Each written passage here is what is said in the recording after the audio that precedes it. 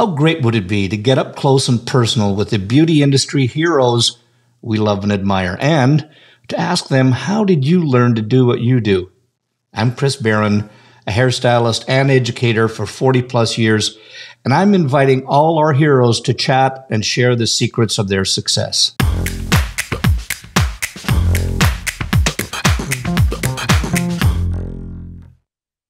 Well, today's guest is probably one of the most brilliant educators and colorists that I know.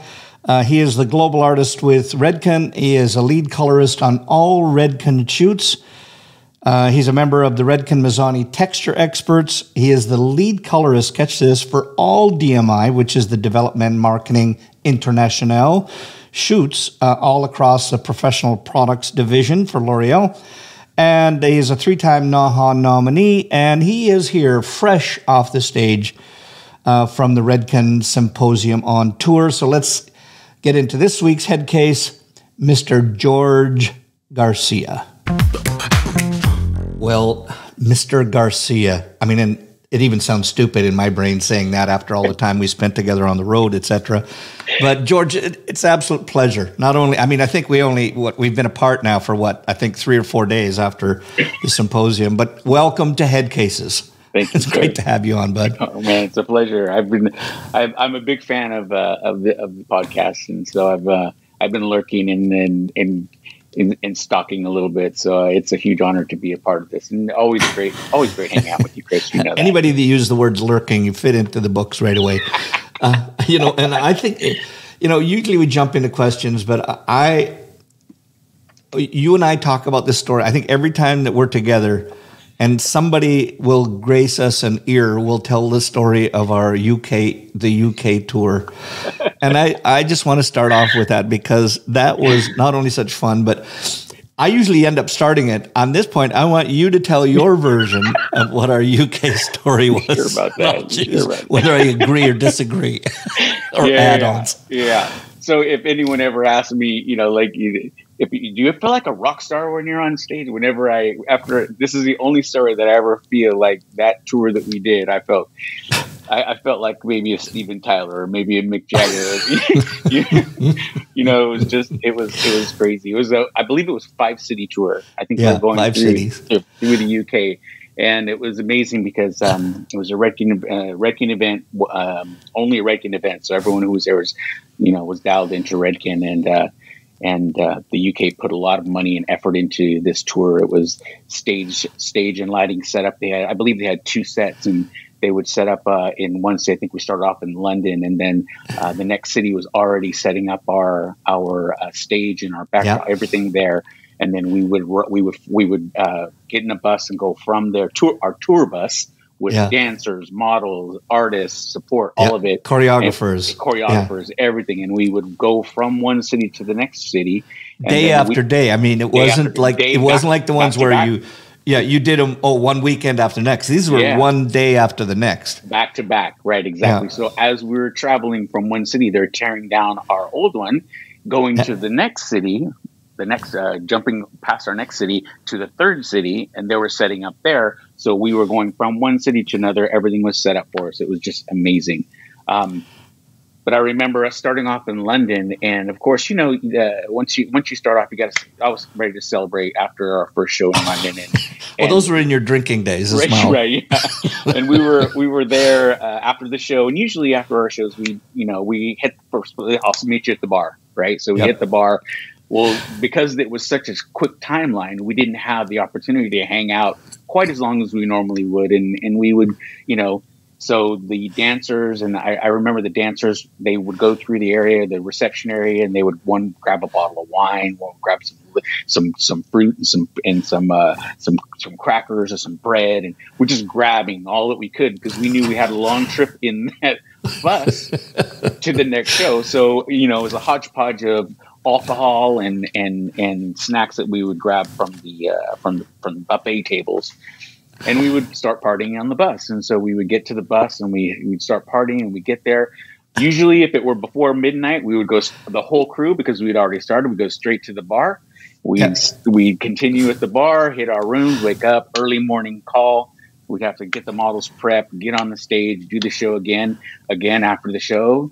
Grabbing it, we got better at it. We grabbed multiple bottles of wine at that point. It got good to us because there was always the after party, which all the clients were invited to. Exactly. We were packing, but we'd always sneak out and get a bottle of wine or whatever refreshments we could sneak out of there for the models and ourselves. That's right. So over and over. This is 5 days in a row now. We're going on. So to fast forward, you can just imagine it got better and better as we went through, or I guess, it got heavier and heavier as we got through. So I think we ended up in Manchester was our last show. Yeah. And we finished, we come off stage and again, grabbed our bottles of wine and we're heading back to London and you and I had to fly out that next morning. Yeah, so it was an early flight as well. Early flight, yeah. I believe it was, we had to leave the hotel that we started off at like 5 a.m., 4 a.m., something like that, to catch our early flight home.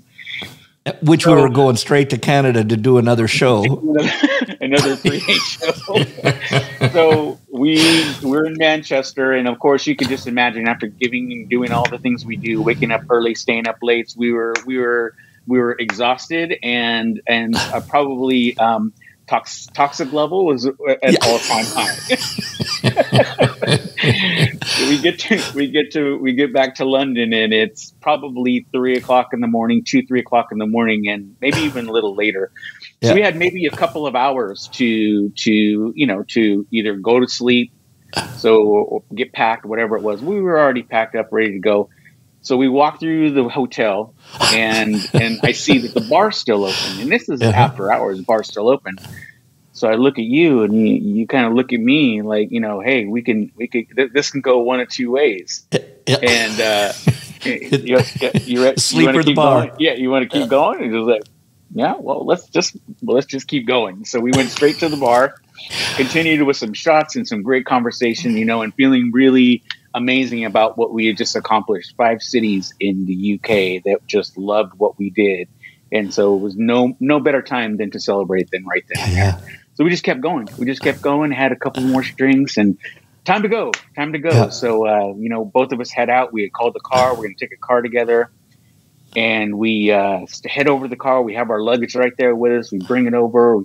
I go to the back. I throw my luggage in, get in the car. You get in the car. And we start heading over to Heathrow. And Heathrow, was about 40 minutes away from where we were. So we were just relaxing on the feeling really good in the taxi. And we get there and the taxi's sitting there. I go walk around the back again. You're taking care of the cab driver.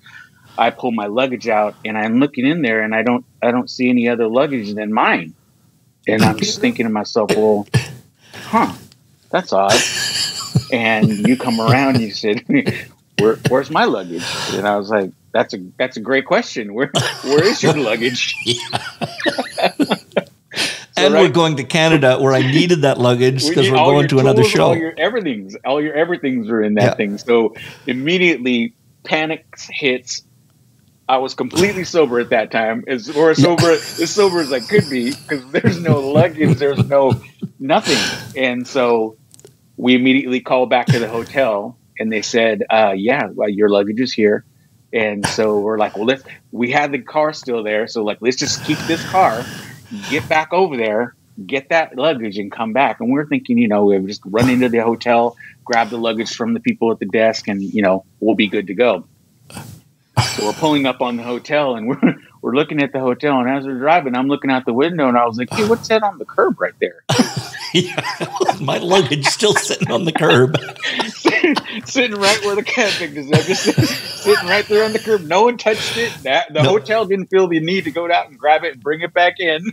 Just leave it. Yeah, it's here. It's right out there on the curb. Yeah, so we grab our luggage and head back as quick as we could. Thank God we finally caught our flight straight to Toronto to do a 3-day show there. So, and the thing is, we'd have to worry about sleeping. We didn't need any melatonin on the airplane. Absolutely not. I had to wipe the drool off. And the funniest thing was, I can still remember that every time that I go to sleep, I snore. Unbeknownst to people. But I can still go. I went, oh my God, I'm so nothing worse than a person that snores, but snores when you've been drinking heavy. So, and I just went, I don't care. I just don't care. We're done. You know? Anyway, that was just one of the more memorable times in my life, and I think I had to lead with that story as well. Yeah.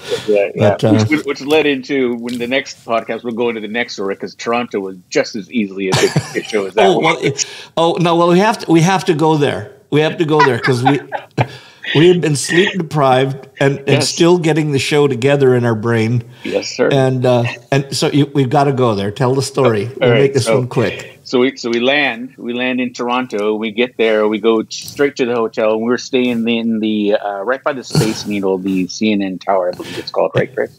Yeah. And so they have right next door is the stadium where the Blue Jays play, Toronto Blue Jays play. Which is great because you can stay in the hotel and you can watch the game on the inside from some of the rooms. So you walk out on your balcony, you're literally inside the stadium to watch the games.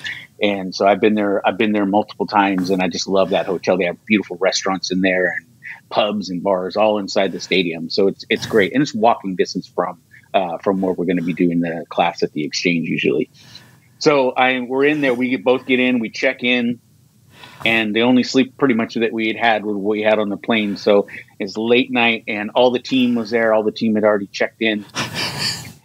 And Chris calls me up. Hey, you want to run through, the agenda? Yeah. He's got a bottle of wine. He goes, come down to my room. We'll go through the agenda, and we'll get everything laid out before we get to tomorrow morning early for prep. And I said, yeah, that's a great idea. Let's do that.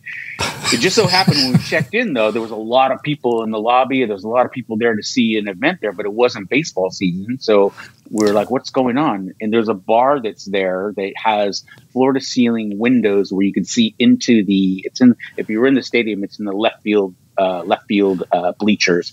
You can see right into the stadium, floor to ceiling. So we walk in there, mounds of dirt in there. And I asked, what's going on in here? And they're like, oh, it's the Super Bowl of motocross finals. So the Super Bowl of motocross, they're going to name the winner of the Super Bowl motocross tonight.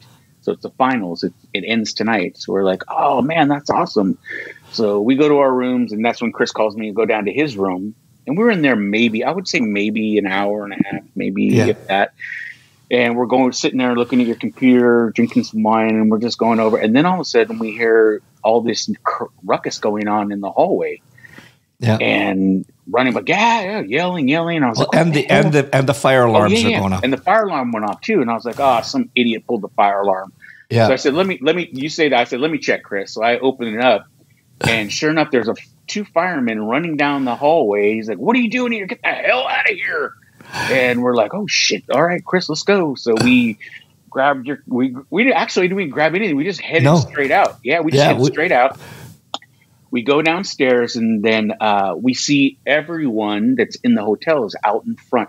And mind you, just quick note: it was freezing. It was freezing cold outside, and everyone is out there. I saw people that were handing out tablecloths because they'd come out in their pajamas and they were wrapped up in the tablecloths. People had napkins wrapped around their feet because they came out with no shoes.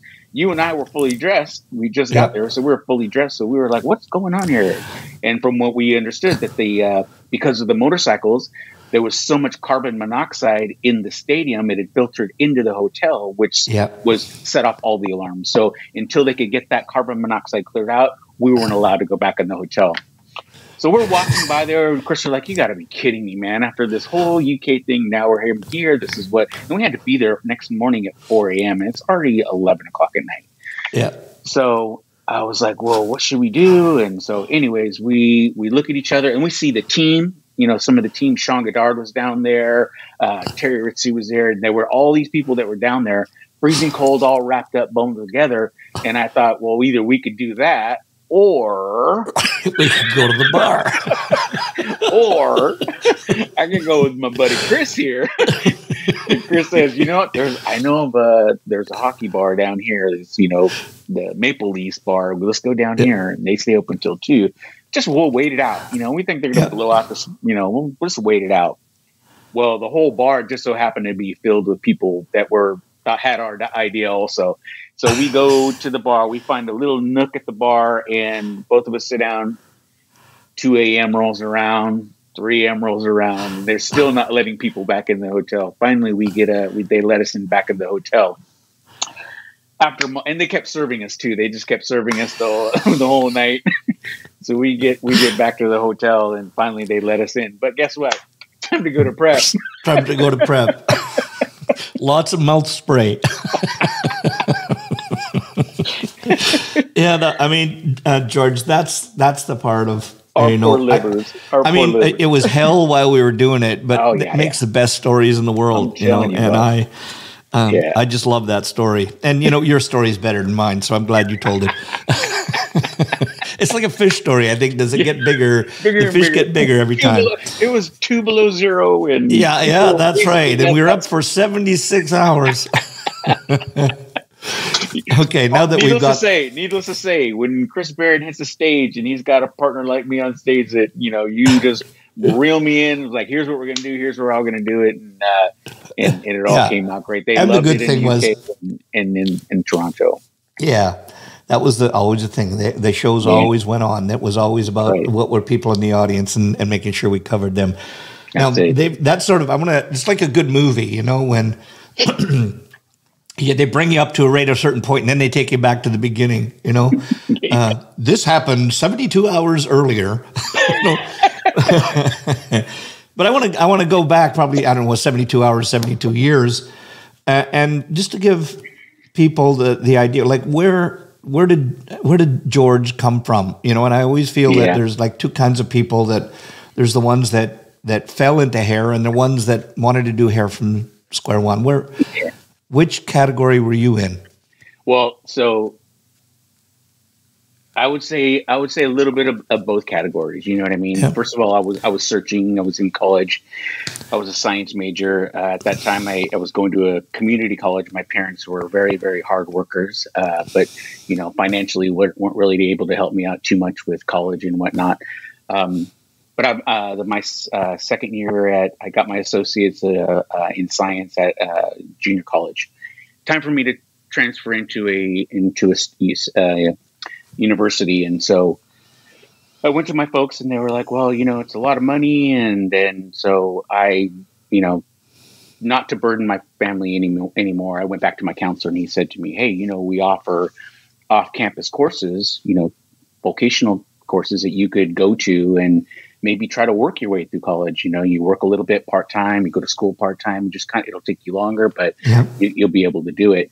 And science was my chosen field, and the only reason it was because it was the broadest major that I could transfer into anything. It was a good basis for a lot of different other majors. And so I just safety. Take the biggest one that's transferable. I don't want to take any more courses over again. So I went down, and he showed me a list of things that they offered, radiology, refrigeration, automotive, all these things. And he just check them out, He said, "Well, you made the dean's list, so we'll put you at the top of the list." I didn't say that, but I said that, just check out what you want, and we'll make sure that you're in. And one of the top ones was cosmetology. And I, being a science major, I was like, ology means a study of and all about the science of. And so I thought, cosmetology, let's check that out. So I went down there and I walked through the doors of this school. And first of all, everyone is in their nursing uniforms, all in whites. Back then, everyone wore white. And I'm looking at everybody. I'm like, okay, cool. And I noticed that all of them were women. And I was like, okay. All right. So I asked the lady at the front, and I said, "Hey, I'm here to talk to someone in the administration office." She says, "Just go right towards the back there, and you'll see it at the end." And I said, "Okay." So I walk through, and I see this group of girls. They're just laughing and giggling it up, and they're like, "Oh, you're so funny." And it opens up, and my cousin Lewis is standing there, and Lewis sees me, and he says, "Bro, what are you doing here?" And I was like, "What am I doing here? What are you doing here?" And he's like, "Oh, I go to school here." I was like, "I can see that." I was like, what is this school? What is this about?" He says, "It's a cosmetology course." I was like, "I know that. Can you tell me what that means?" And he says to me, it's a beauty school. It's about hair, nails, facials. It's all about beauty. And I was like, oh, this is a beauty school. He's like, yeah. I was like, oh my gosh. And right then and there, when you come to a point where, fork in the road, either run that way or run that way. And I just looked at him. I was like, really? I was like, how is it? How do you like it? He's like, oh, I love it. His dad was a barber. And so he's like, I love it. I love it. And he said, he could tell I was kind of milling it over in my mind. He's looked at me. He's like, hey, just so you know, all those girls out there, he said, if you didn't like what you saw there, every 3 months we get new manicurists, new pedicurists, we get new estheticians. He's like, I'm the only guy here. Not for long. I went back there, talked to the administrator's office. I said, well, how much is it? She said, well, since you're coming from City College, your tuition will be paid for. She said, but you have to come up with your kit. And I said, well, how much is a kit? So she says it's $500. And I said, oh, okay. All right. Well, she was like, if you can come up with that kit, we can put you in as soon as possible. I said, okay. So I went home. I talked to my mom. She's like, well, you're gonna have to talk to your father. So I waited for my dad, got home from work, and he comes and he's laying on the couch. And my dad's the kind of guy that's, you got to, especially after work, you got to tread softly. Yeah. You had to know how to. He was a mechanic welder, and he was really tired when he got home. And so I said, hey, Dad, can I talk to you? And my mom was sitting right there as a buffer. And as they are. And I said, hey, Mom, hey, Dad, I was going to ask you, I graduated, from City College, and I want to go to university, and, I found a way maybe to do that. It won't cost you anything. And he's like, really? Tell me more about that. And because he was always from the, there's nothing free in this world ever. There's always a price you have to pay. You may not see it at first, but you'll see it. And so he said, oh, really? Tell me more about that. And I said, well, this is what it is. And here they'll pay for my tuition because I'm on the dean's list. And he's like, okay. So I said, but there's a kit. There's a thing of a kit. It's all my tools and stuff like that I'll need. He said, how much is that? And I said, it's $500. He's like, huh. Okay. He's like, let me get this straight. He said, you went to school for science. He goes, now you want to do hair. He said, do we need to talk? And I was like, what? No, Dad, we don't need to talk. He's like, okay. I'm just checking. I was like, hey, Dad, it's all good. I just want to do this. And he's like, all right. He's like, if you do this and I give you this $500, he said, boy, you better put it all into it. And I said, I will. I promise. I'll do it. And that was it. I went back to the school, said, here's my $500. They gave me my kit. And because I was a science major, Chris, they had me take this test just to see if I was competent, if I could read, write, So there was a bunch of stuff, a bunch of science questions, and I knocked it out and handed it to the lady, and she looked at it and she's like, have you been to a beauty school before? And I was like, no. She's like, do you know anybody that's gone through beauty school before? I was like, not really. I was like, why are you asking me that? She said, because you got all the questions correct. She's like, it's never happened here. And I told her my background. I was like, well, I'm a science major. I know about alkalinity. I know about the chemical processes. When, I just told her, and she was like, oh, okay. Well, that makes sense. So, in freshman class, you have to test out in order to be able to do for real people. So because I was so advanced when it came to the, as far as the science part of it, and you have to know about anatomy, you have to know about all of it. And so I tested out before a lot of the people that had started way before me. So I was on the floor within a matter of 4 or 5 months. And so I was actually doing practical skill before a lot of people that started before me. And so I thought to myself, that was something that was a key. I remember that. And I thought to myself, you know what, George, you went through all that in order to get here. And that's going to help you. That's going to really it's going to give you a head start. Yeah. So if you focus on this, I think it might be something. And I didn't know anything about how much money you could make, how much, how lucrative our industry could be, how amazing our industry is. I didn't know anything about that. All I knew was that, you know what? this may be good for you. You may have found a little bit of a niche right here where you are advancing in your, because of what you went through at school, then you may be good here. So I chose right then, right there, let's ride this out. Let's see where it takes me. And so that's how I got into hair. Redken's a totally different story. Different story. Before you go there, I want to, so from that point, you said, hell with that, I'm dropping the science and well, I said to myself, either you can, I always have my dad in my head. If you're going to do this, you better put it all in. If we're going all in, you better put it all in. And so I always had that in the back of my head, just push through this, get through beauty school. And I was open for wherever it took me, whether it meant I was making a couple bucks to get me through Fresno State, or whether it meant it may be the direction I want to go, and just kept an open mind to it. Just always stayed open to where it was going to take me, because I really didn't know what I wanted. I didn't know that this was going to be the love of my life. This is going to be what's going to transform me from being a kid on the streets to helping kids on the streets. You know what I mean? Yeah. So that to me was a big paradigm shift for me. I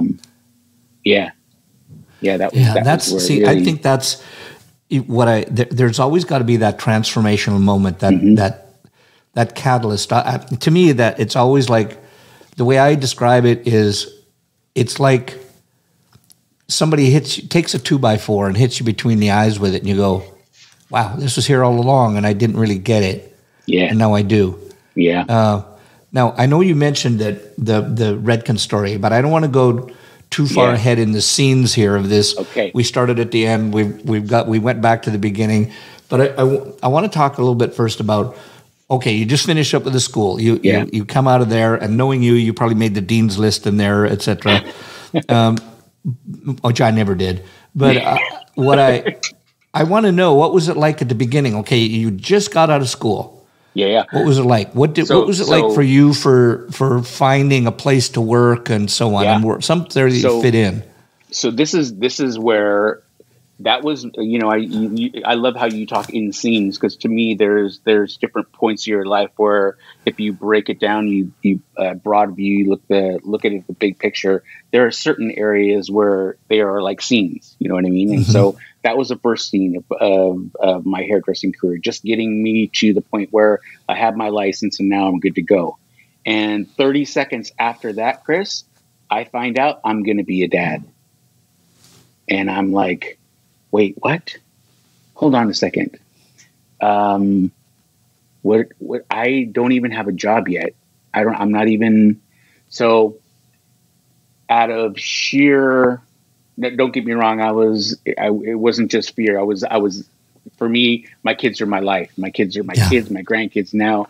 They've always been my inspiration in everything that I do. They've always been the common denominator for the choices that I've made in my life. And so, but I found out my son Ryan was coming, and I was taken back, and I thought to myself, okay, you don't have a job, but it's time for you to make sure that there's another life coming into your life, and this is what your life looks like now.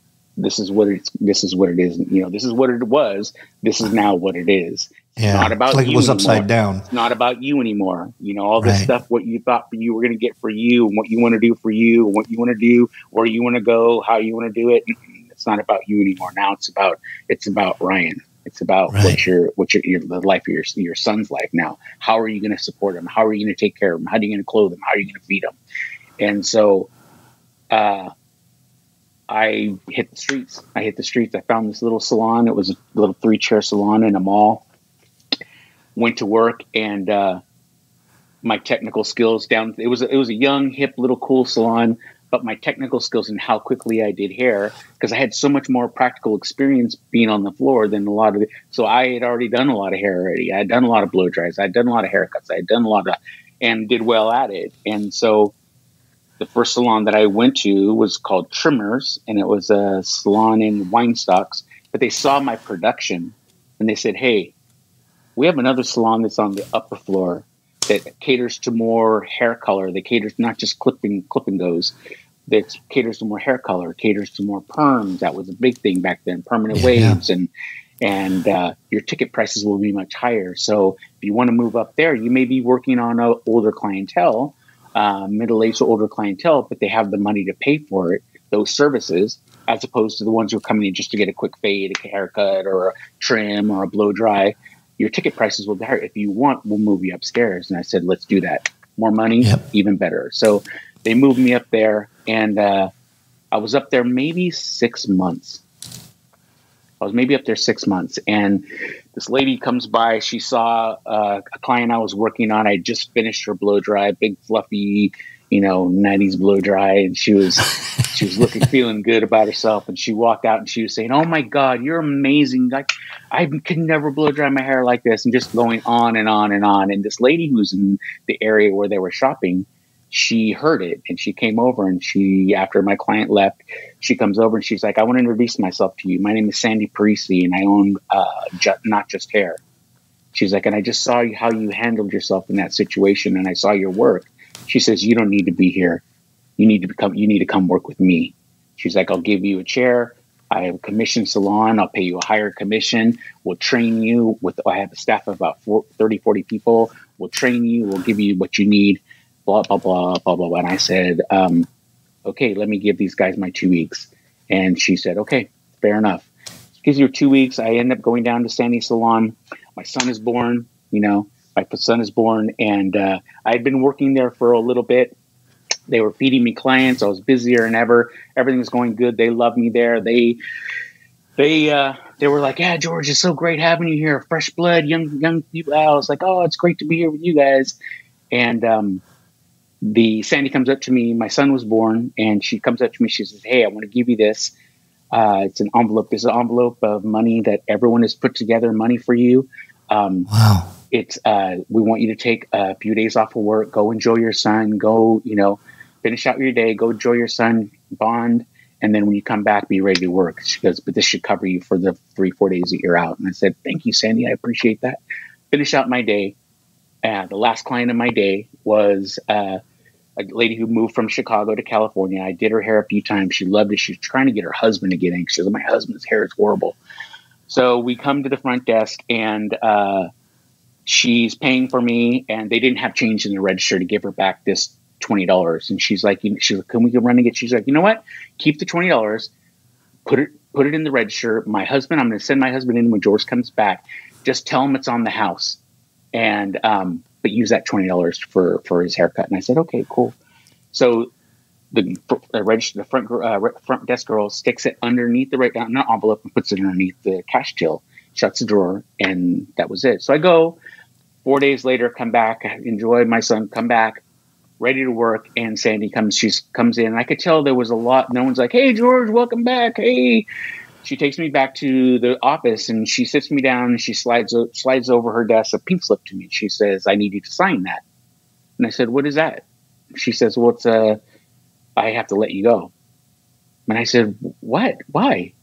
She's like, "I just need you to sign it, George." She's like, "I have to let you go." I was like, "Can you tell me why you're letting me go?" She said, "Because someone's been stealing from me for at least a year, and they've been taking cash out of my drawer." And she's like, "I can't do it anymore." She's like, "And I know you stole money from my register." And I said, "What are you talking about?" And she said, "Yeah." She's like, "That $20 that you and Robin, the receptionist, put under the till, only you guys knew about that." She's like, "And when your client came back in to get that $20 back because her husband wouldn't come in, it wasn't there. The envelope was there, but the money was gone." She's like, "And you were the only one who knew about it." And I was like, "Sandy, why would I risk my career for $20? Like, come on." She's like, "I'm sorry, George. I have to make an example of you, and I just need you to sign that." And I said, "Well, two things. You're 100% incorrect. I would not steal. I don't steal. I don't lie. Here's your pink slip. I'm not signing it because that says that I did it.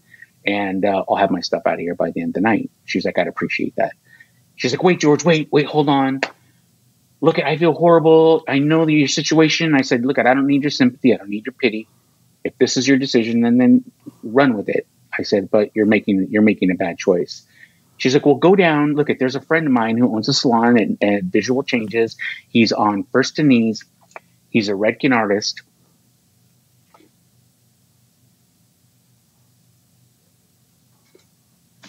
Squeeze your butt cheeks. He's a great guy. He's an educator. He'll help you. It's like, I don't need your referrals. I don't need it.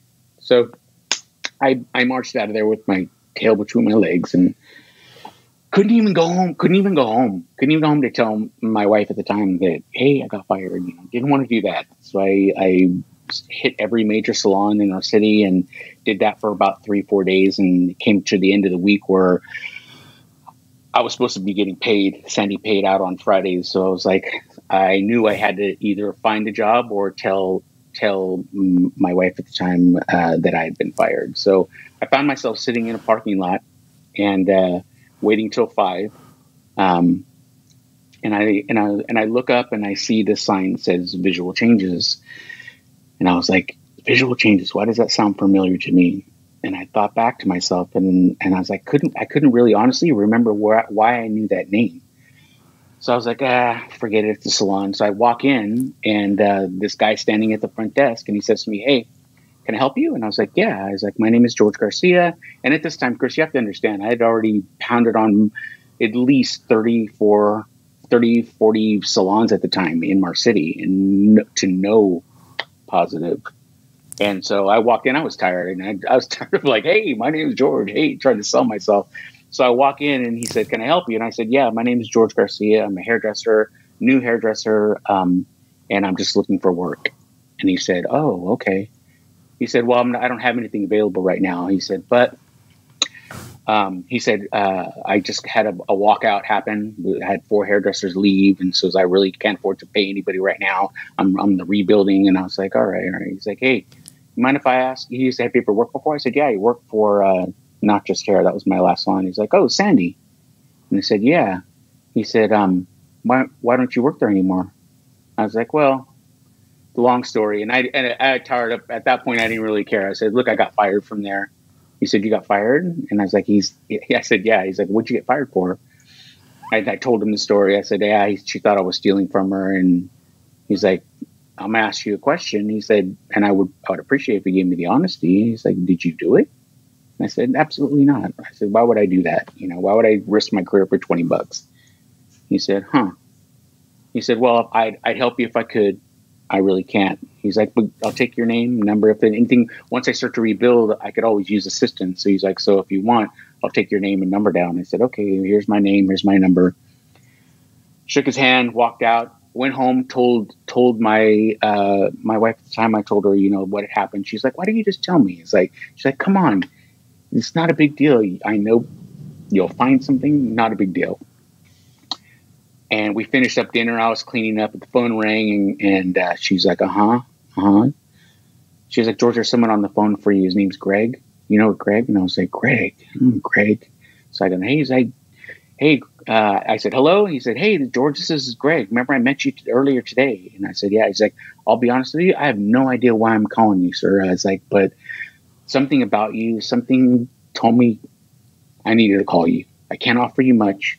But if you want to come to work tomorrow, you sweep some hair, I'll at least teach you some hair color. He said, I'm a Redken educator. He's like, I could at least do that for you. He's like, and I can't promise you much, but come on down. I said, okay. So went down there, swept up hair, watched, listened, did all of that. His wife, Kurt, was over there. She's like, why did you hire this guy? We don't even have the money to hire this guy. Who became one of my best friends after that. He worked me till about noon, and then he said, you can go now. I said, okay. And I'm all about hard work. So I was leaving, and I noticed that their cabinets were, I hate clutter. So I saw the cabinets, I cleaned up the cabinets, straightened them all out, got them to where I liked them, and I left out the back door. He called me the next day. He said, you coming into work today? And I was like, oh, yeah, if you want me to. He's like, all right, come down. I'm here now at 9, be here at 10. I said, all right. So he showed up. He pulls me aside. He's like, hey, do you know anything about our cabinets? And I said, what do you mean? He said, do you know anything about our cabinets? They look a little different than they did yesterday. I was like, nope, don't know nothing about that. He's like, sure about that? He's like, yeah, I know. I don't know what you're talking about. He's like, okay, come on in here. So he brought me in, took me to the back, hand me some videos, a Michael Cole video, handed me a video, a Redken video, Redken color video. And he said, I want you to watch these things. And one thing led to another. And I was on the floor within a matter of a year, and I was doing great. And he just felt the need to share with me and give me and all of it. So there was a day when I remember it was a really long day, and it was the end of my day, and I see this guy walk through, and I now know his name was Ken Baker, and he was the general manager of Redken down in Southern California at the time. Yeah. And he was there because Greg wanted to start doing main stage work. He wanted to start doing things a little bit bigger for Redken, and he was there to re-audition him. And so he comes in, and while he was talking to Greg, he saw 2 or 3 of my clients leave. He comes over to me, and you know who Ken Baker is. He comes over and he just says, "Hey, those were some amazing hair colors. Did you have anything to do about that?" And I was like, "I did." He's like, "Hey, I just want to tell you, you got some good color work right there." He's like, "Have you ever thought about doing what Greg does?" And I said, "What do you mean?" He said, how he teaches, he goes, and I had known at that point, Greg was a regional artist. So he was just going from Bakersfield down to, Sacramento on his weekends. And at that time I was like, I'm not giving up any of my time on my weekends. He's like, well, have you ever thought about it? I was like, well, I know Greg does things on the weekends, and I just have a new son, and I like to keep my weekends kind of for that. He's like, all right, understandable. He's like, if you ever change your mind, here's my card. He's like, you just give me a call, and I'd be happy to have you part of our team. And I was like, all right, well, thank you for the compliment. And he leaves. Greg runs over after. He's like, hey, what was Ken telling you? And I said, well, he offered me to do what you do. And he's like, well, what'd you tell him? I said, I told him thank you, but no thank you. He said, what the hell's wrong with you? Are you serious? I said, yeah. I was like, bro, I'm not trying to give up my weekends. I work all week long. I want to have my weekends for my family. He's like, no. He's like, I get that. He's like, let me tell you something. He said, look, I don't think you understand the offer that you just got. He said, Redken won't let you stand on the stage. I want to pause you for a second there, because I want you to give props to give 100%. Give props to Greg. Yeah. So, Greg says to me, he said, I don't think you understand what he just offered you. He said to me that Greg said, it will take you countless hours, countless dollars, countless energy for you to invest in yourself, go to shows, go to classes, go to academies, go to at least listen to speakers, take you all that time, all that money, all that effort. And Redken's willing to give you that for free. He said to me, I have a training coming up in San Jose. He said, me and Bert will pay for your hotel, we'll pay for your food. And if you don't feel a part of something bigger, if you don't feel that you've learned something, you don't feel a camaraderie or an urge to do what we do, he said, I promise you I'll never bring it up again. And that was 30 years ago. Yeah. And tell everybody Greg's last name. Greg Goldson is the main reason, actually the number one reason why I'm a Redken artist today. He also showed me the value of hard work. A lot of nowadays we have our Gen Zers. They've taught us a lot. They've taught us a lot how to communicate in different ways. They've taught us how to step back and think about work-life balance. They've talked about, they taught us things like inclusivity, how to be willing to do everything, and everyone is welcome. So I've learned a lot from that. But where I come from, Gen Xers, we're hard workers, and we put our nose to the grind. We don't look up, and at fault sometimes, but that's just how I was trained. That's just how I was grew up. And Greg showed me that. He told me that he's given me so many, bits, call them gems, you're going to get you're going to get out of this industry, what you put into it. You put shit in, you get shit out. Yeah. You put your heart and soul into it, it'll give you a life. And so that's the reason why I'm a Redken artist. And it opened a door for me, to, if you would have told that kid at that time, hey, you're going to travel the world. You're going to be one of the highest paid, highest requested artists in our industry. You're going to meet people that you look at as icons and work right next to them, Chris Baran included. And you are going to be able to create a life for your family that you never thought you could create, I would have told him that crazy. I'd have said, yeah, sure. If you would have, in my mind, if you would ask that kid at that time, if I wouldn't have had my son, probably would have been running the streets with the people I was running with, and probably would have been a completely different story. But Greg turned that around for me. He showed me something that was that I didn't even think was possible, you know. And like I said in the beginning, he saw something in me that I didn't even see at that time. He saw a kid who came in who was willing to work, would do anything to support his family, and wasn't a liar. He said, you told me the truth. He's like, most people would have lied about it. He said, but you told me the truth. He's like, that's a rare, that's rare in people, to lay their shit on the table. You know what I mean? And you did that right then and there. He's like, I couldn't stop thinking about you. Like, what kind of idiot comes in here and tells me he got fired? I was like, this idiot. Did you ever tell him that it was you that cleaned that straightened out the cabinets? No. Well, he knows now.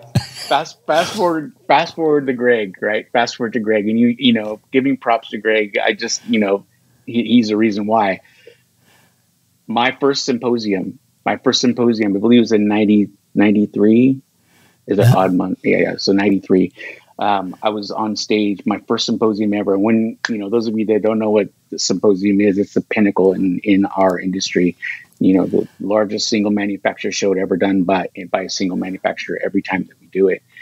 And so for me to hit the stage of a symposium stage was the pinnacle for me. I had all my hard work had paid off. It was like when they told me like that much pee came out, I was like, that was, for me, it was unachievable. And so when they told me, I was blown away. So I'm on stage, and I was with Justin Isaac. Our program was called Liquid Graffiti, and I'm standing on stage with Jay, and I look in like 10 rows back, Greg Golston. So I look at Jay, it's like, hey bro, we don't get a lot of time. We don't get a lot of opportunity to thank the people that are the reason for what we are and how we do things. And I said, hey, would you mind if I took the opportunity to thank someone like that? And he's like, Jay, he's like, yeah, do it, bro. So I said, those of you that don't know, my life was headed in a completely different direction. And because of this gentleman, I am where I am. Yeah. And you guys wouldn't be hearing or seeing anything that I have to say if it wasn't for him. So I want you guys to do me a favor, give it up for this man. Greg, stand up for me. And he said, give it up for Greg Goldston. Crowd goes crazy. Thank you. And Greg's standing out there. Greg, he's like, he's a talker.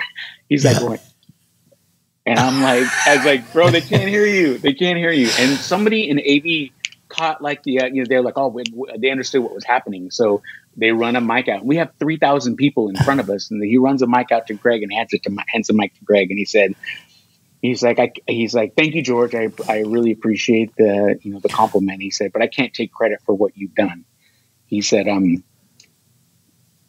those of you that know George, like I do, he said, all I had to do was show him the door. He said, and in George's fashion, he kicked the fucker down. And that was, the crowd was crazy. This episode is sponsored by the Salon Associate Accelerator from trainersplaybook.com. Are you struggling with the time and cost of associate training? Do you feel like your salon is running you? We'll get your associates on the floor, all with 90% less time from you, so you can get back to building your business. Get them world-class design, finishing, color, and client care skills they'll use every day for the rest of their career, while you focus on realizing your vision. Go to trainersplaybook.com and get the Salon Associate Accelerator. And now, back to the show. But George, I think that's one of the most admirable qualities that you have is, so many people will just take credit and say it's my stuff. And you've always given credit to everybody, and to tell that story about him, and to say, that's the opportunity, that's the break that you got. He was the 2x4. Yeah. Yeah. You know? 100%. 100%. Yeah. Then I had 2x4s like a, you know, like later on I had 2x4s like a Chris Sorby, a Chris Barrett, a Sam Viet. Like I was getting knocked left and right, but like it kept me on the narrow, and you know, God put you guys on my paths, and I'm only here as a product of the people that have cared enough to touch my life and my career. So. Yeah. So for me, it's been a blessing. It's a pass on, my friend. It's you. 100%. 100%. We always take it from our teachers, and we give it on to other people, and that's what I'm hoping that the people that are watching or listening see this, that it's yes, you got breaks, but it's also some of the shit that you had to go through. Yeah. And there was those moments like when somebody accuses you, and I'm hoping that Sandy eventually found out that it wasn't you. So on that point, if you don't mind, the small little my first class that I did with Greg, and you remember a guy named Bill Peplow? Remember that guy? Well, yeah, look, just vaguely. He's probably the person that so many of us are on stage. He was doing a program with Greg, trying to help Greg out. Right, trying to give Greg a one-up on his facilitation, and it was at a beauty school. Greg says, "Hey, I want you to come up on stage with us and just do a little something, do a bang trim or do a color placement or whatever it was." And I was like, "What?" And I had already been through some of the trainings. Like, "You got this, George. You got this." I was like, "All right." So he's like, "I'm just going to cue you. So what are you doing over there, George?" And so you just tell me what you're doing. And so I was like, "All right, cool." So I go up there. He's like, "I'm going to introduce him and Bill. We're up on stage." And he's like, "I'm going to bring this young kid up. He's like, he's a member of my team. He's also a Redken artist, and he's got some great stuff to share with you." So he brings me up, and I'm doing some, I'm putting some foils in, and he's like, "So George, what are you doing over there?" And as soon as he said that, I looked out to talk to my audience, and in the first row, Chris, is Sandy Parisi. Sitting in the first row is Sandy Parisi. And I forgot everything. I lost it. I was just like, he's like, "So what are you doing over there, George? You doing some foils?" And I said, "Yeah, I'm doing some foils." And he's like, "What else you doing? What are you using?" And I was like, and I just had to block it out. I blocked it out for a minute. And I said, "So what I'm doing is, this is what I'm doing. This is how I'm going to do it. And this is why I'm doing it, because this is," and just started going into our, to facilitation mode. And I got through it, and I turned around, I looked back at the audience, and she was gone. She left. And that blew me away. She's like, she just walked out on my class. As soon as I start talking, she walks out. So it hit me. I was like, that really sucked. Like, I first person walk out of my class, first class, and they walking out on me. I was like, and so I started questioning myself. And Greg, after the end, he's like, "Hey, you did a great job." And Bill gave me a handshake and encouraged me, like, keep working at it. And so I walk out, and I'm heading to my car, and all of a sudden I hear someone say, "Hey, George." And I look around, and it's Sandy. And I was like, "Hey, Sandy, what's up?" And she's like, "Hey, hey, I just wanted to talk to you for a second. Do you have a minute?" And I was like, "Sure." And she said, "I'm glad to see that you're doing well." She's like, "It's where you needed to be." She's like, I was watching you do what you were doing, and you were doing so great at it." She's like, I couldn't stomach it anymore. I had to leave." She's like, it was letting you go was one of the worst mistakes I've ever made. She's like, "I found out later on that the people that were stealing from me were my receptionists." She said there were twin sisters that work with me, that we took them on our vacations. They were like our family. She's like, "We found out they were stealing from us the whole time that they were working from us. They stole in cash and product, probably over $150,000 since they had been with us." And I was like, "Wow." I said, "I'm sorry about that." She's like, "So it had nothing to do with you." She said, "But, in retrospect and seeing where you are now," she's like, "hopefully that was what was supposed to happen." She's like, "Because I see that you're on a better track, something that I could have never offered you." She's like, "And so I wish you all the luck, and I apologize for what I put you through." And I said, "Don't worry about it. You're right. I'm on the right track." And so that was another closure, and almost like like when you see things like in life, you're going through things in life, and then all of a sudden you get this, something shows you like you're on the right track. You're doing the right thing. It's working. You made the right decision. That was one of those moments where when she said, I made the wrong choice, but I'm glad it's working for you. And I knew right then and there, I'm on the right track. You keep pushing, keep going forward from where you're going. And that was it. All closure from that point on. I didn't have to worry about anything anymore. I didn't have to worry about, and all I had to do at that point was focus on the opportunities that were going to be given to me.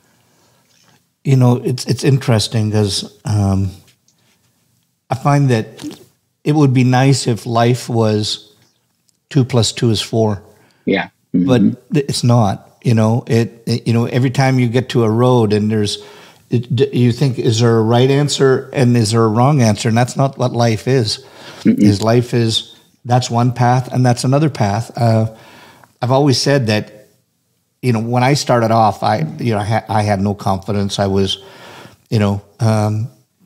just whatever. And I've told this story before, but I was either going to be a mechanic or a hairdresser. And it just so happened over a pizza with my mom that she said, what do you want to do? And I just said, I'm going to become a hairdresser because I knew I couldn't get fired. And immediately I was in school. But the point is that I had to analyze that later on in my life. And I just went, well, what would have happened if I would have became the mechanic?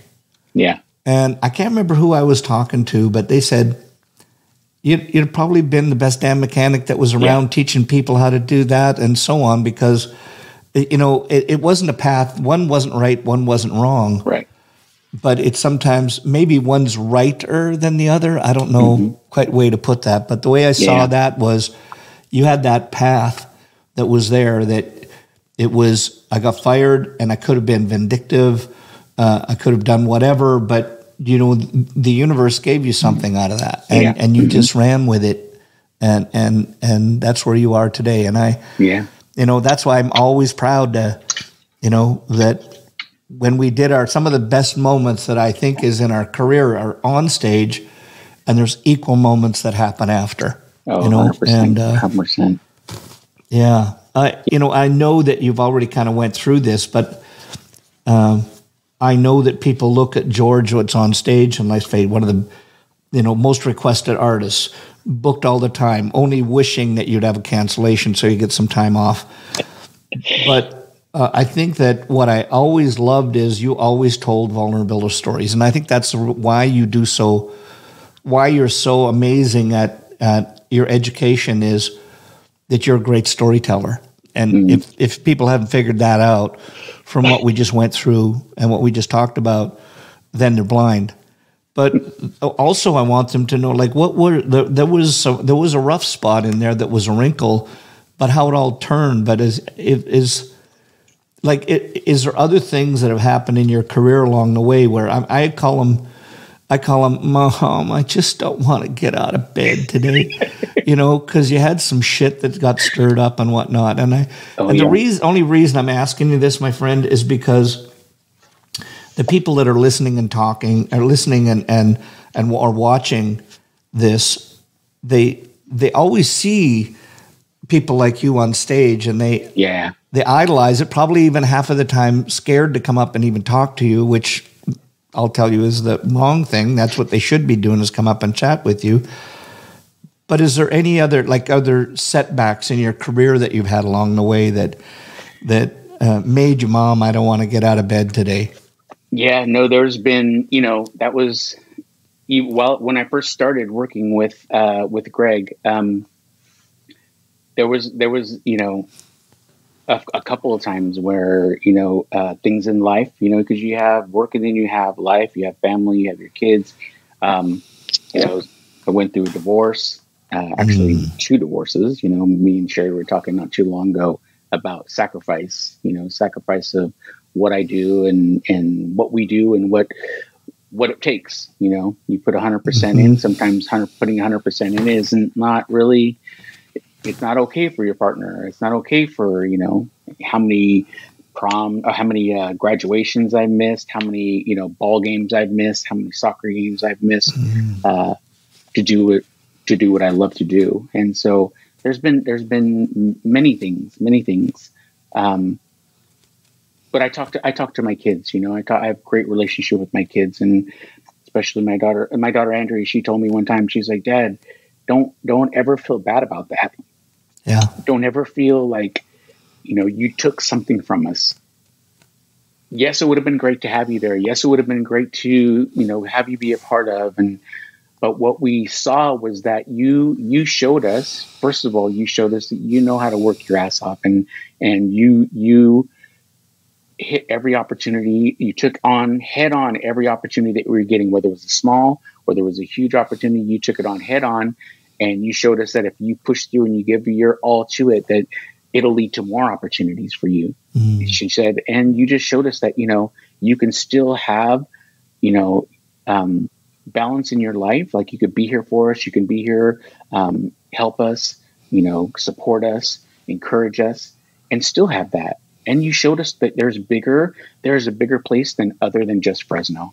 There's a bigger place. You've taken us to New York. You've taken us to Europe. And it's all been because of Redken and because of what you do and helping people, Dad. We love that you help people. We hear people tell you all the time, like, I'm this because of you. I was headed this direction. Now I do this. And that's all because you cared about them and you shared with them. And she was like, yes, we did miss soccer games, but you've given us even more. You've given us bigger things, And I see that in my kids. I see that they have drives. They know that there's bigger things. They know how they believe in themselves. And they know I'm there to help them and support them. So yes, there are things that come, divorces,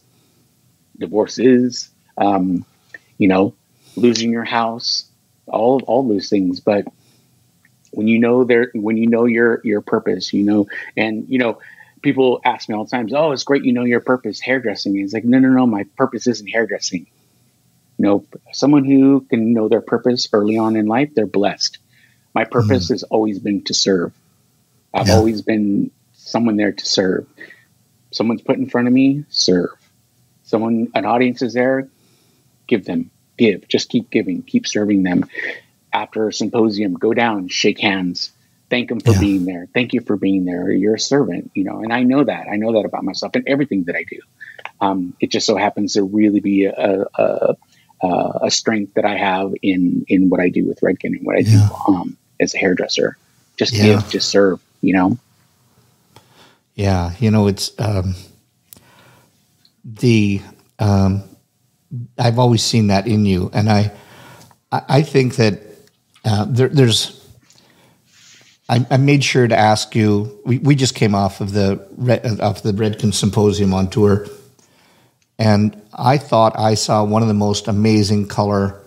And I'm going to get Lee to bring up this this video. I had something altogether different planned for you, and I was going to talk about how ChatGPT, and how that's made a difference in life, but and I had this one thing that was on there just about color and dark hair, etc. Yeah. And I watched you at the symposium, because not only were you working with us backstage, creating all those magnificent transitions and so on, but you had a segment that you were doing on not only in the box or the cube as we talk about it, where you do a quick turnover of something, but you had a class that you had to do.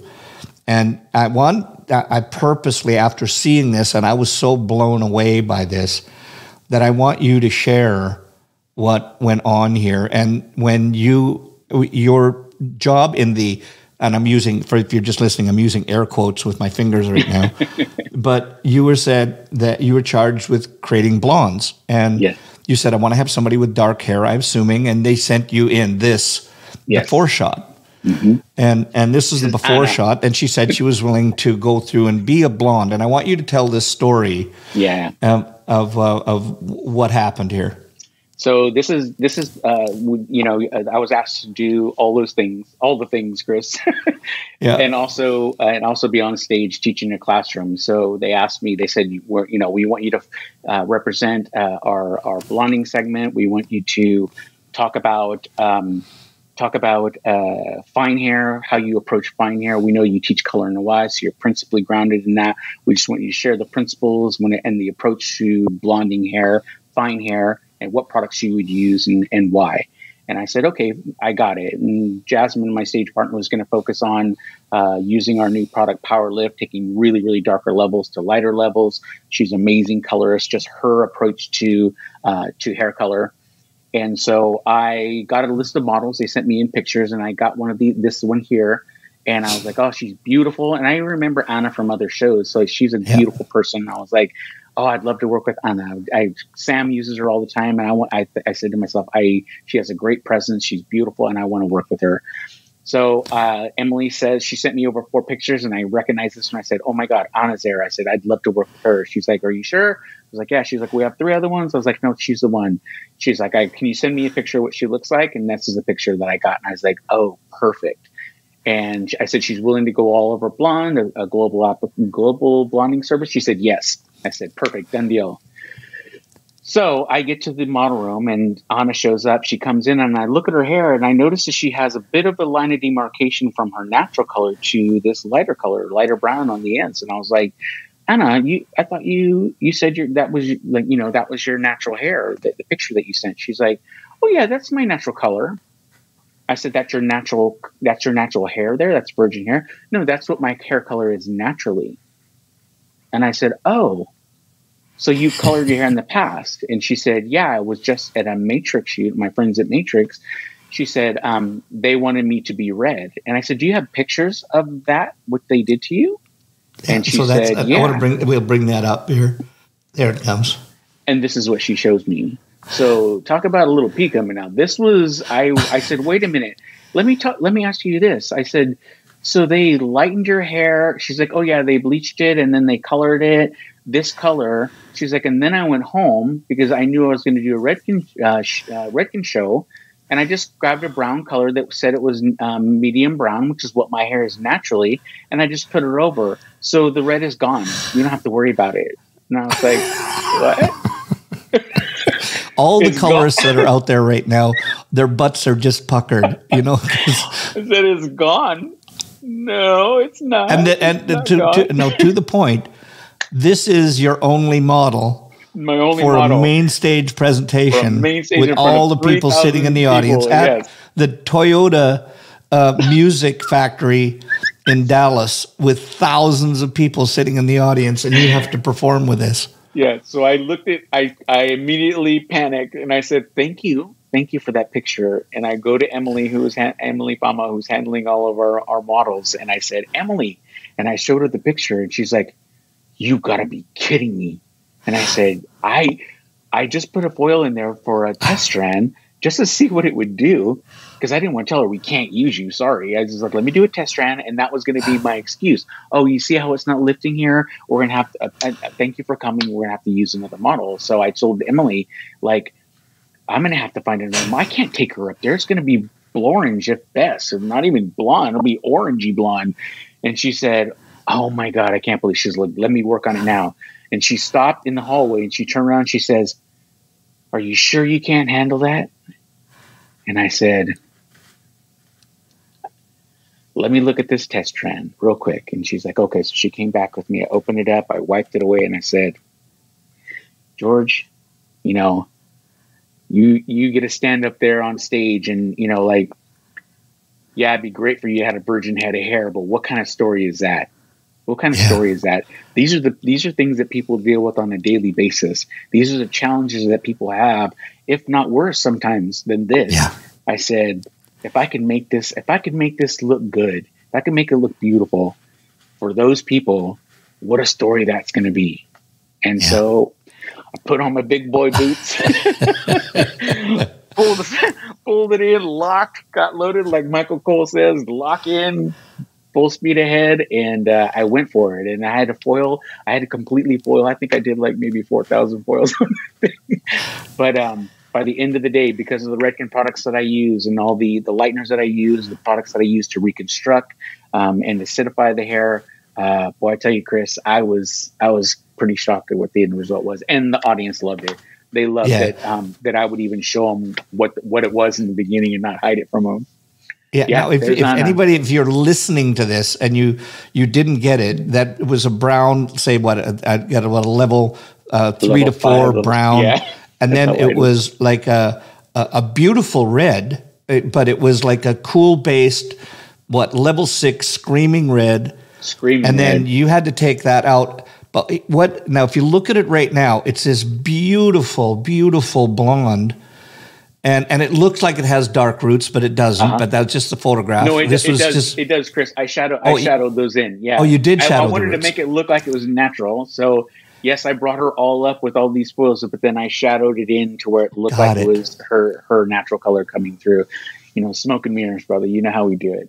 Yeah.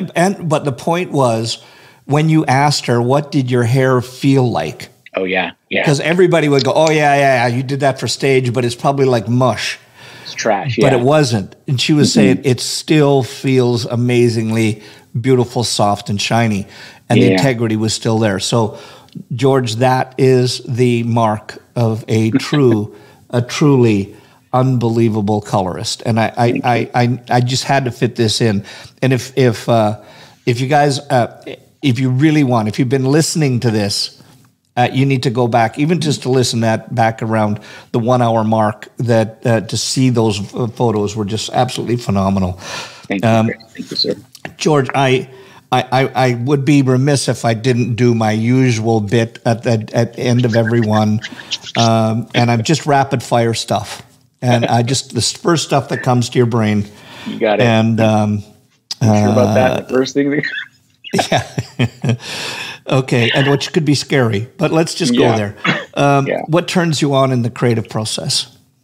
The inspiration part of it. The first part of it. It's something that makes me say, whether it be, that's horrible, or, that's amazing. Just something that makes me say, that gets me thinking. For me, that's the most exciting part. Where I go with it, I don't know yet. But that part of it right there, that like thing that just like, wow, or like, wow, but why am I still looking at it? That is to me the most exciting part of the creative process. And what stifles creativity with you? My little voice. My little voice, always. It's always, come on. You don't want to do all that work. Like with Anna, come on, you don't want to do that. Or even somebody coming and asking me, here's one that really gets me. What are you doing? Why?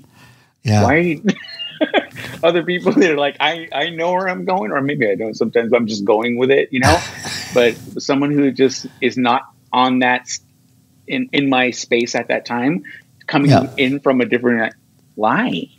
What are you doing? I'm like, and then I start questioning, so. Yeah, that can be stifling. An event or a show or a shoot or something in the industry that you did that you loved, proud moment, first one that comes to your brain. I know there's been many, but just the one that comes to your brain right now. Yes. My first institutional shoot, I was given one model, and I was given a swipe. Swipe is what they want the end result to be. And then I have the inspiration of what they want it to finish like. And institutional shoots are the images that Redken or a company will create that glow globally, that are the standard and the vision for that company. And it was my first time that I ever had a model in one of those types of shoots, which was huge for me in itself. But to get the response that I got from one of those from that model. It was quite addictive after that. I wanted to be part of every shoot that I could be a part of. And so, and then to see your work in Italy, to see your work in Spain, to see it in the UK, to see it in the US, whether it be on a shelf talker or whether it be on a big screen, that to me is just like, it's the best. And congratulations on that. Things in life that you dislike the most. Things I dislike in life. I don't like dishonesty. That's one of the things I really, because with dishonesty comes a lot of other negative things, you know. So if I get that initially, that's a turn off. And I just try to run from that as much as possibility. Negativity also for me is a huge one. Someone's always, you know, poking holes and everything. We need those people, though, by the way. We need people, those of us that are creative, we need people to poke holes in those things so we can see if it holds water, right? But yeah, initially negativity is a definite, you know, one I try to stay away from too. But yeah. In life, what the things that you love the most? I love family. Family is huge for me, you know, coming off of Father's Day and coming off of a weekend off after Symposium. I just love falling into the people that I really love and care. Not that I don't love my Redken family, but I love this family in a 100% different way. You know, so family is something that I always fall into for, that I love, you know? Yeah. Things that you hate most about our industry?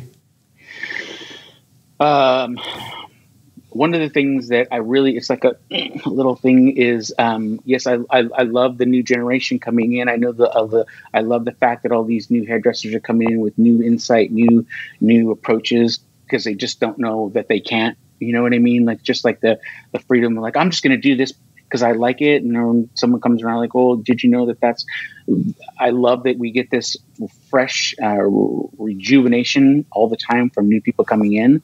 One of the things that really is like a little stickler for me is that people that don't understand the people that have come before them, understanding where our industry comes from, understanding the icons that have laid the groundwork for that allows us to do the things that we do.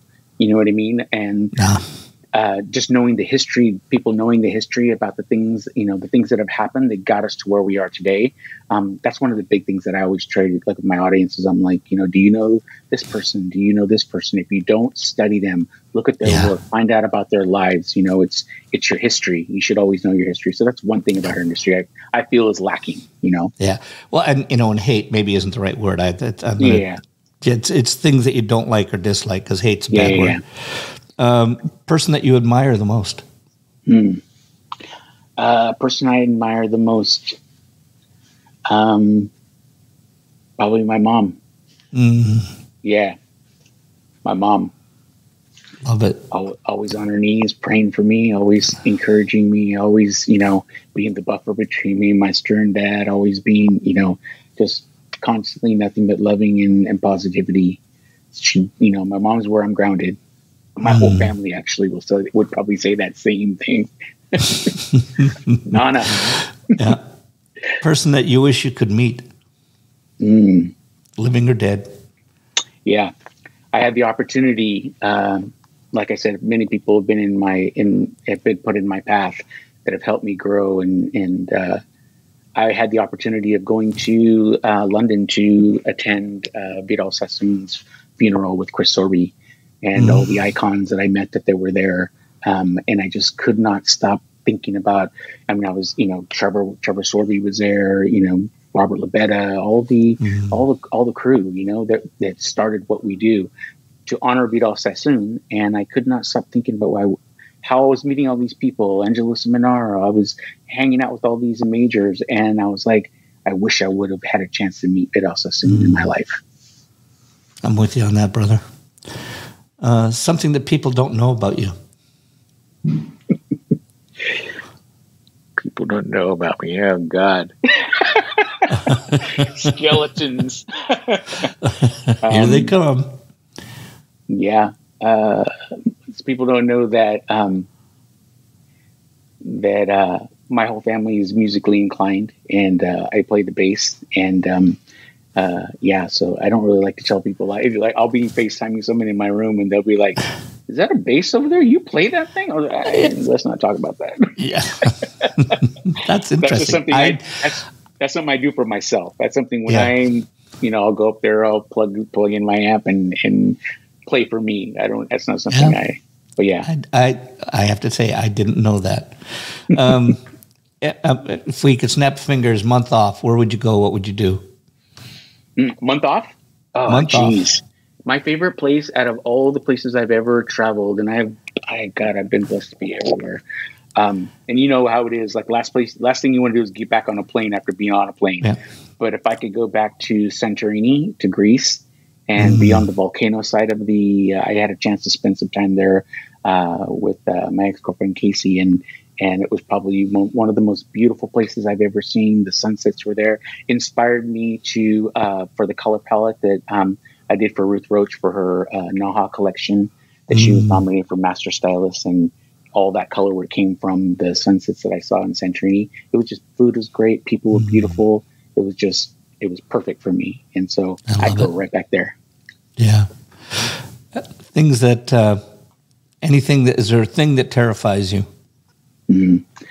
Failure. Yeah. Your favorite curse word? In my eyes, go ahead. Failure is. In my eyes, what failure is. People would look at some of the things that I've done as like, oh my God, that's amazing. But to me, in my mind, what I thought it was going to be and what I ended up doing is not, to me, I look at that as a failure, which I probably shouldn't, but other people may not see it there. But for me, failure is always a tough one for me. Your favorite curse word? Ah, shit.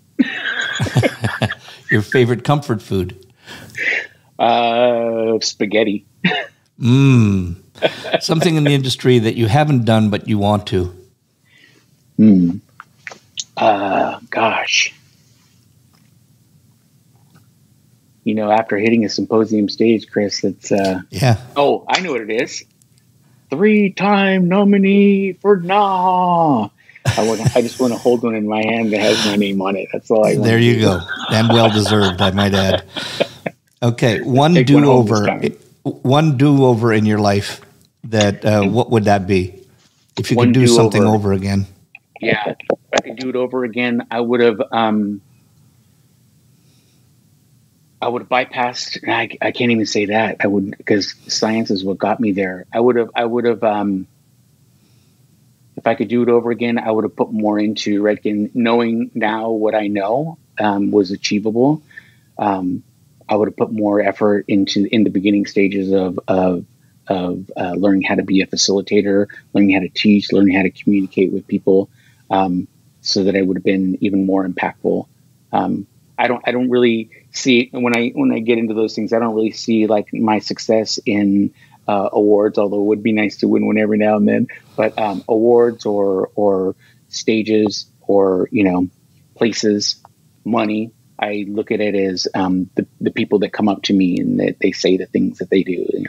Oh my God, I love you, and you did this for me. That to me, that's success. Yeah. That to me, helping people, serving people, that's where success happens for me. And tomorrow you couldn't do hair. What would you do? I don't know if you've ever tried this. I do leather work. I make I make leather stuff, and I love working with my, of course, my hairdresser. I love working my hands. I love making bags. So I think I would do leather work. I think that, to me, I just love spending time doing that. I've given some artists little totes that I've made and whatnot. Nice. I'll get you one. Yeah, I just love making them, and I'll take pictures of purses and stuff like that, bags that I really love. But yeah, I would do leather work, I think. That's amazing. That's amazing. If you had a wish for our industry, last question. If you had a wish for our industry, what would that be? If I had a wish for our industry, that I would wish that I wouldn't want to change anything about our industry, but what I would wish for our industry is that we be viewed, we're seen as we see ourselves. We know how our industry is. We know that it's full of loving, caring people that are all inclusive, that are willing to help each other out, that willing to, we love making people beautiful and feel better about themselves. And there are good business people. There are people that are successful, that make a great living, and I just wish people outside of our industry would see us as that, as opposed to just a hairdresser, just someone who does hair, Yeah. And so that's what I wish for our industry, so that take away the just title. Just title. Yeah. Yeah. That's amazing. The respect for our industry, I guess I'd say. George, I've got to have you back on, because there's so many things that I would, we want to talk about, et cetera. And I always love talking to you. It's like having my brother on here. That I feel like we're at the bar right now. Just yeah, well, not shit. just yeah, and I know exactly where I'm going right as soon as we are off of this. But I just want to say thank you for what you do for the industry, for how you serve. Thank you for your knowledge that you do and how you pass along what you do. And I just want to thank you for being on Headcases. It was an honor being here. It's an honor to call you friend, and it's an honor to learn from you, as I always do. Thank you, Chris. I've learned from the best. Cheers, my friend. Cheers.